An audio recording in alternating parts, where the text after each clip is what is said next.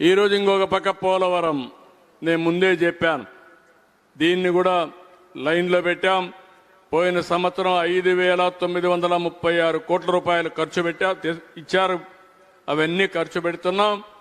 ఎట్టి పరిస్థితుల్లో 2027 జూన్కు కానీ, కొద్దిగా లేట్ అయితే డిసెంబర్కి కానీ ప్రాజెక్టు పూర్తి చేసి జాతికి అంకితం చేసే బాధ్యత ఈ ఎన్డీఏ ప్రభుత్వం తీసుకుంటామని ఈ సందర్భంగా హామీ ఇస్తున్నా. జరుగుతుంది, జరిపిస్తాం. అది జరిపించడమే కాకుండా పోలవరం బనకచెర్ల రాష్ట్రానికి, రాయలసీమకు గేమ్ చేంజర్గా అవుతుంది. గోదావరిలో నీళ్లున్నాయి. మొన్న కూడా నేను ఒక మాట చెప్పాను, అటు తెలంగాణ వాడుకోవాలంటే వాళ్ళు కూడా వాడుకోవచ్చు, ఆంధ్రప్రదేశ్ మనం వాడుకుంటాం, ఎవరికి ఇబ్బంది లేదు. కాబట్టి వాళ్ళని అదే స్టేట్మెంట్ నేను ఇచ్చాను.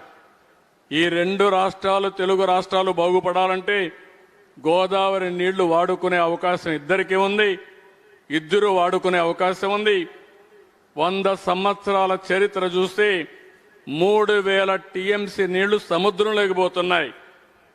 రెండు రాష్ట్ర ప్రభుత్వాలు వాడుకున్న ఒక 200 టీఎంసీ ఇక్కడ వాడినా, అక్కడ ఒక 200 టీఎంసీ వాడినా దానికంటే ఎక్కువ వాడుకునే అవకాశాలు లేవు.